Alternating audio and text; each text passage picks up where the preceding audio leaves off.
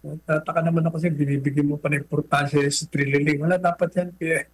Yan dapat tinatapon na yan sa basura ng kasaysayan. Matagal lang puro kawalang iyan ang ginagawa niya sa ating bansa. Lagi ng pakontra yan. Huwag yun ang asahan yan. At yung iba naman na namamangka sa dalawang ilog na ayaw bumoto, yun ayaw siguro matanggal sa kanilang mga pansamantalang pwesto. Kaya ayaw nilang bumoto pabor sa resolution. Ayun. Ang forum shopping yan kasi iba naman yung disbarment, iba naman yung kaso na inihain sa ombudsman. Isa pa, yung pag-file ng kaso, matagal na rin natin na kinukulit na mag-file na kasi kayo ng kaso. 6 na buwan na nga nakakarang na nag-file. Katunayan, pati yung mga abogado na nilabag ang kanilang karapatan dyan sa Villamor Air Base, na sinaktan pa, pinusasan pa, di ba, palagi dapat nagpapile na sila ng kaso criminal doon sa mga taong nasa likod ng illegal na arresto, detention at ng pagpapatapon kay Presidente Duterte.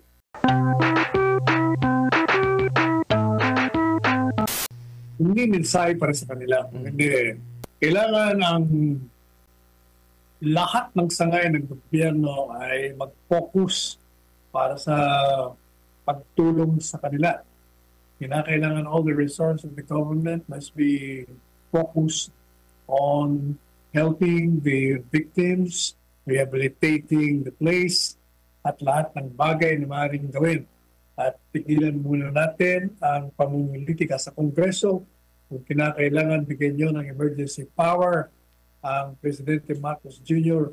upang magkaroon ng malaking pagtugon, tamang pagtugon, malawak na pagtugon sa mga nasalanta sa earthquake sa Cebu ay dapat gawin nyo na. Yung mga payag ng mga abogadong kontra kay Presidente Duterte, huwag kinang pansinin. Wala namang masasabing mabubuti yan na maganda. Palaging pakontra yung mga yan. Ang pinag-uusapan dito ay ang kalagayang pisikal, medikal ni Presidente Duterte. At kung may papatunayan ng mga medical experts doon sa ICC na talagang kinakailangang bigyan siya ng mabilisang pag-aasikaso sa kanyang mga nararamdaman, ay dapat gawin na nila. Sapagkat bilang isang akusado, meron po siyang karapatan, kapangyarihan, o karapatan na humarap sa akusasyon sa kanya sa lahat ng stage ng trial. And if he is not physically well and mentally alert, then he would be at a disadvantage at hindi dapat na ituloy ang paglilitis sa kanya.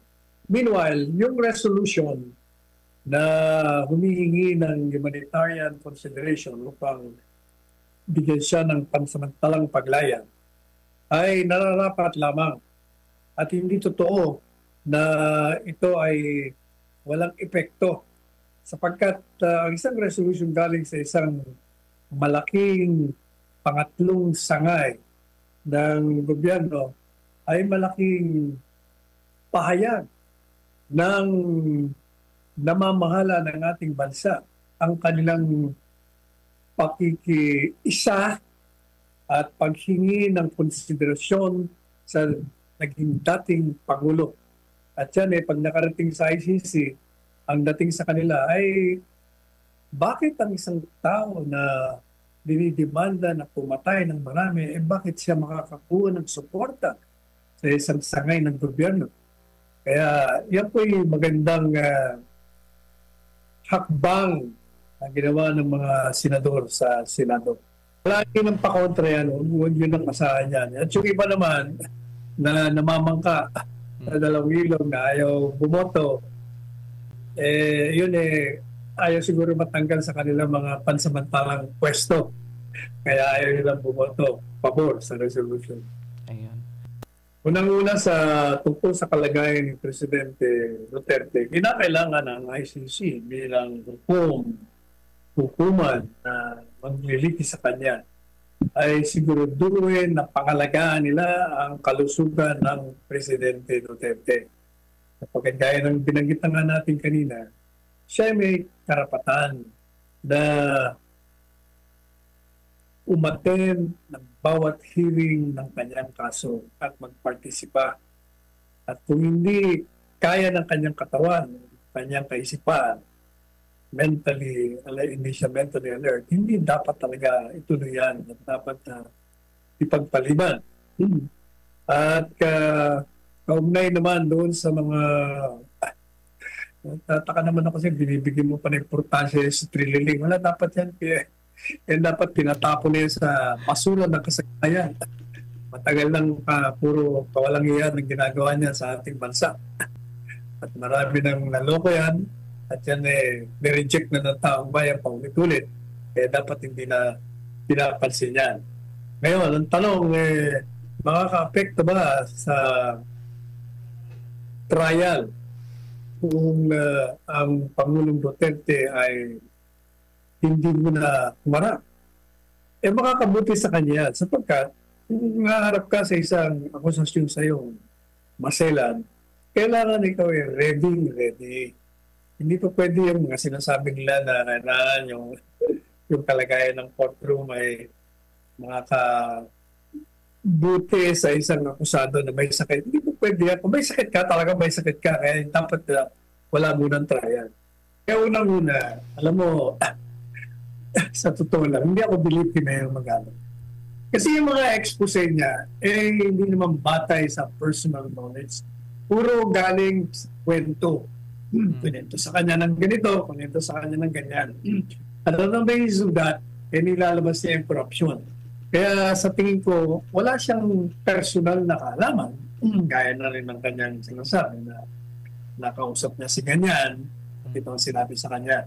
Kaya malabo yung kanyang mga expose na pag nag-expose ka, dapat may personal knowledge ka. O kaya, kung wala namang personal knowledge, iharap mo yung mga pinanggalingan ng yung sources para maging makatotohanan. At yung pagkatanggal naman sa kanya, ang tingin ko doon, kasi nga pumasok yung salaysay na maaaring yung mga diskaya nagkaroon ng proyekto sa kanya at manamaliya. Kaya siguro yung Malacanang hindi na komportable sa kanya.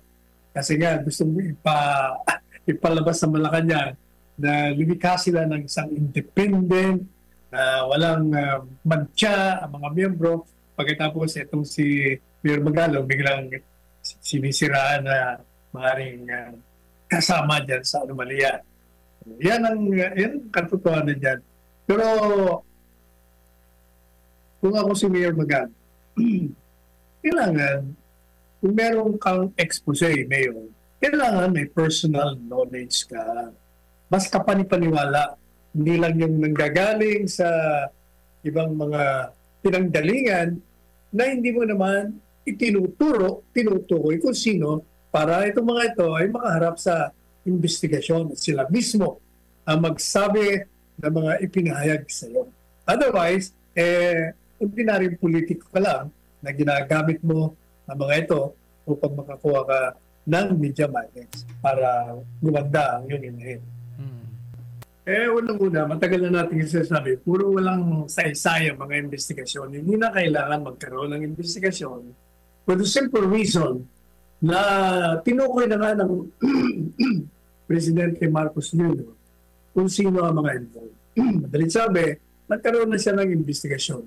Kaya dapat just keep on filing those cases dahil meron naman sila mga ebidensya. At gaya pa rin ang sinasabi natin, natatawa ako sa sa headline dyan sa dyaryo. Yung isang lawmaker daw ay binanatan na si Marcos. Matagal na ho nating sinasabi, yung sinasabi nila na human responsibility. Ang ating programa, ang ating mga artikulo, matagal na nating sinasabi na ang presidente ng bansa ay hindi maaaring tumaka sa accountability sapagkat siya ang gumawa ng National Expenditure Program. Dumaan sa kanya yan At bago nilagay sa Kongreso, at ang mga sumuri, puro niya kaalyado. At nung napunta sa kanya, alam niya kung ano ang nabago doon. At sinasabi natin paulit-ulit doon pa, bago pa sinasabi nitong mga kongresista ngayon, na ito daw si Presidente Marcos Jr., sa konsepto ng command responsibility dahil siya pumirma, hindi mangyayari. Matagal na nga ako natin sinasabi yan. Siguro nakikinig sa programa natin. Talagang hindi mo pa pwedeng tumakas ang presidente. Kahit anong gawin niya, he has to be accountable because all these corruptions, all these scandals would have not happened kung hindi niya pinirmahan yung mga insertions na yan. Na pinirmahan niya lahat eh. May binita siya. Konti lang. The rest, doon, binuksan niya yung floodgates ng corruption. Kaya dapat talaga siyang madali. Kung nananawagan sila sa pag-resign, isa lang ibig sabihin yan. Hindi sila kontento sa pamamahala. Kaya nila pinapaalis. Otherwise, hindi sana magkakasama sila dyan sa modernization program. Eh, ang problema, ang presidente ng bansa, magtatanggal sa kanya. Eh, mukhang walang, parang clueless siya sa nangyayari dyan sa LTFRB, dyan sa transportation. Walang forum shopping yan kasi iba naman yung disbarment, iba naman yung kaso na inihain sa ombudsman.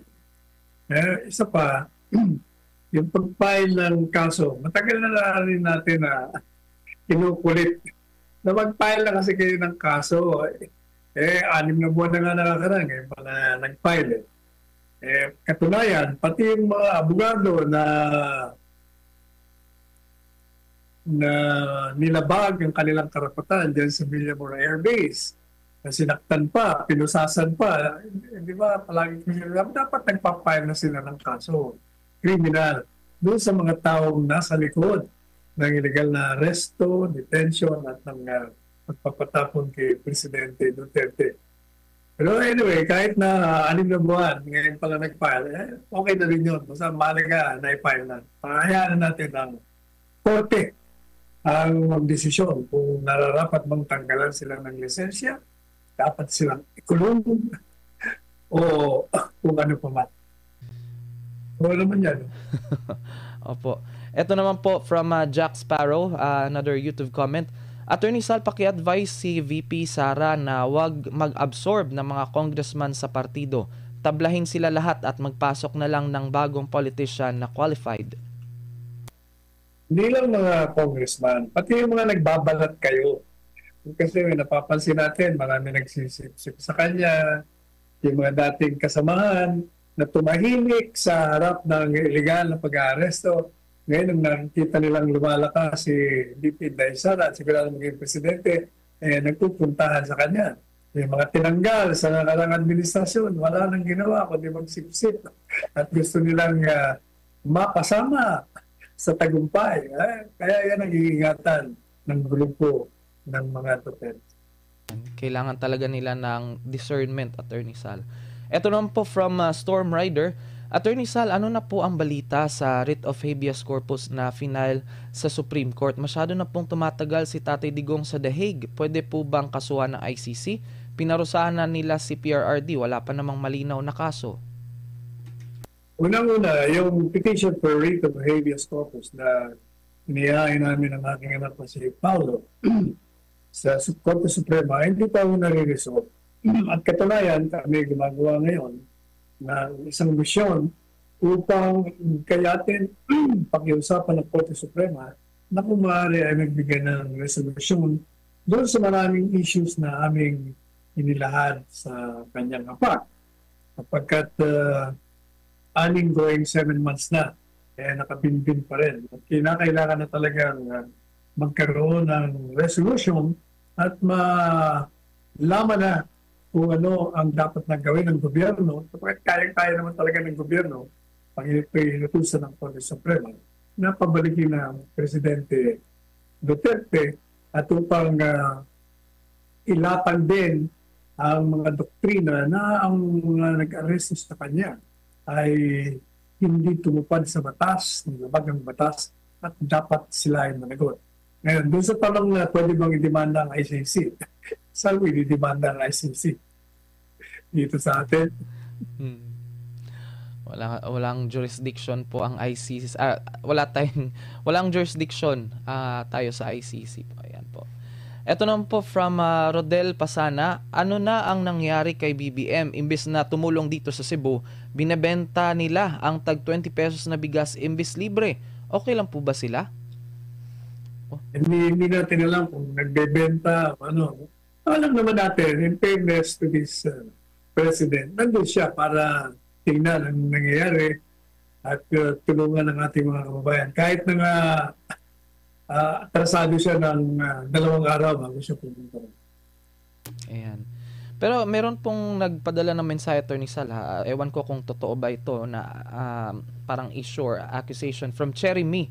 Kamusta naman si BBM na tumanggap din daw ng 20 million from Rood Hill Construction Company based in Zamboanga del Sur? Nagtatanong tong netizen, Attorney Sal. Kailangan ng ebidensya dyan. Hindi tayo basta nag-aakusan, walang ebidensya. Kung mga narinig mo lang sa ganito, sa ganyan, para kasi mayroong magalang yan. Nag-expose on the basis of information told to him. Ayan. Kailangan talaga ng may personal knowledge at ebidensya. Ito naman po from Rosaline, freezing the bank assets is nothing. Why not confiscate them because they did not earn them honestly and it's stolen from, so the thief must be imprisoned. There must be a law for that. Hayaan mo na muna ang hukuman na mag-decision dyan. Pag may kaso na, hukuman na lang nila ang kanilang gagawin tungkol sa mga freezing of assets. Ito naman po kay Jovina Tahamid, Attorney Sal. Believe ako, kahapon may nagsabi, believe siya kay BBM dahil napabagsak daw yung ekonomiya. Ito naman po, sabi niya, believe ako kay PBBM dahil siya ang pinakamalinis na Pangulo ng Pilipinas dahil sa tuwing may bulilyaso ay lagi siyang naghuhugas ng kamay. Makoy, maawa ka, bumaba ka na. At ikaw naman na nagte-text, lumabas ka na rin sa kalye at sumama ka sa mga rally. Ayan po. From Vivian Moreno, bumabaha ang mga politikong magnanakaw sa bansa kaya dilubyo na ang dumadating sa bansa sampal sa mga mukha nila. Kaya ikaw din, sumama ka na rin sa mga rallying mapayapa para maramdaman nitong mga minumura mo sa iyong mga tanda. Opo. Meron pong parang umuugong na magkakaroon din daw po ng rally pero ewan ko kung sa panig ba yun ng DDS or whatever. Sa November po daw ito ni Sal. Pero hindi pa po siya yung parang verified. Pero sige lang po. Alamin natin. Ito, tuloy na yan. Nagbabalit-balit. Yung sa trillion peso marks yan. Yan yung puto dyan sa EDSA line. Yan yung mga sa Bilao. Sila yan. Grupo nila yan. Ayun. At tama ang ginagawa nila. Magmarcha sila, sabi ko nga kahit anong grupo kayo, iisa ang kalaban nyo, korupsyon, magsama-sama kayo. Huwag na kayong mag-ate-ate. Magkaisa kayo pareho ng EDSA 1, EDSA 2. Walang piniling grupo yon. Lahat na mga ayaw sa katiwalian ay nagsama-sama hanggang mapalitan ang mga tiwaling opisyal ng bansa.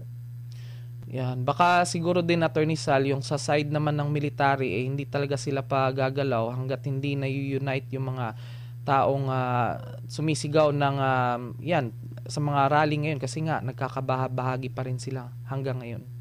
Eto naman po. Kailan natin sinabi yan mga militar, gagalaw lang yan pag nakita nilang ubod ng dami sa kalsada at halos araw-araw nagde-demonstrate ng tao. Otherwise, wala yan. Nanunod lang muna yan. Nakikiramdam. Tama. Ito naman po, Attorney, from AMG Travel Vlogs. Ang good governance ni Presidente Rodrigo Roa Duterte ang sukatan at pamantayan sa hinahanap-hanap ng sambayan ng Pilipino sapagkat sa panahon ng panunungkulan ni Presidente Rodrigo Roa Duterte ay naranasan ng sambayan ng Pilipino ang matinong gobyerno at totoong serbisyo publiko. Correct. Yan, tama po kayo dyan. Ito naman po from, muli nagpadala po siya ng mensahe, si Mel's Bucket List. Paano naman pupunta agad yung Pangulo, Attorney Sal? Nung nakaraan nga hindi pa siya sure kung lumindol nga ba talaga sa Cebu. Mukhang mahina ang mga intelligence niya at laging late ang briefing sa kanya ukol sa mga nangyayari. They can't even say the name of Martin Romualdez in all the investigation, tapos ipapa-freeze pa mga asset niya. Hindi na lang tumbukin ni Remulla na ang talagang pakay niyang paimbestigahan ay prime water at hindi flood control. Hindi totoo na hindi alam. Alam nila yan, mabagal lang talaga kumilos. Ito po, from Rosie, okay lang po kahit wala si BBM, si VP Inday lang sapat na po para sa amin dito sa Cebu. Yan. Kung nandiyan sa Cebu, marami tayong kaibigan yan na mga may kaya, may yaman. Siguro po, I'm sure kayo tutulong at yung mga ibang hindi pa gumagalaw, tulungan natin yung ating mga kababayan dyan sa Cebu. Ayan. May isa pong mensahe po from Aspinay Dog Lover. Attorney, anong kinalaman ng mga Villar sa 2025 worst budget ng administrasyon? Yan ay lalabas dahil iniimbestigan. Antayin muna natin. Pero ang pagkakalam ko dyan, ang mga Villar ay hindi na akusa nung panahon ng administrasyong Duterte sa mga anomalya at hindi naman maaaring sabihin mo itinago sapagkat ang mas media doon ay anti-Duterte at kung nasilip nila yan, binulgar namin. Ayan. From Isabel Santiago, Attorney Sal, Attorney, bakit si Escudero lang? Di ba po si BBM billions din ang binigay ni Laurel sa kanya noong kampanya ng 2022? Parang di po patas. Lagi naman hindi patas, nagtataka ka pa. Ito naman po from Kels Raquel.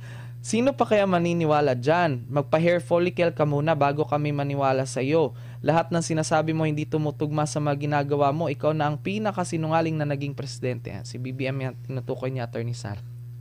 Kaya ikaw nung nag-text, lumabas ka sa kalye, huwag ka lang mag-text. Sumama ka sa mga rallying mapayapa. Ito po, last two messages po, Attorney Sal. From Gilbert Labrador. Ipasagad o ipalubos na natin sila BBM, Gibo, Bersamin, Boying at si Romualdez. Ang lahat gusto nilang gawin at patunayan sa sambayan ng Pilipino. Magkita-kita din sa final, Philippines versus BBM admin. Arating tayo lahat dyan. Yan. Ito na po, huling mensahe po na tatanggapin natin sa araw na ito, Attorney Sal, from Judy Monte Alto. For me, regarding sa election sa BARM, parang na-detect ng mga kaliwa na hindi sila mananalo kaya natatakot sila na pinopostpone yung election. Hindi kaliwa. Hindi naman mga kaliwa naglalaban doon eh. Mga Muslim, yung mga miyembro ng MILF, MNLF at kung ano pang grupo. Kasi hindi naman yung mga politiko eh. Kaya matagal na alam ng tao na yung mga yan, ayaw nila nang halalan kasi wala silang kalaban-laban sa mga politiko.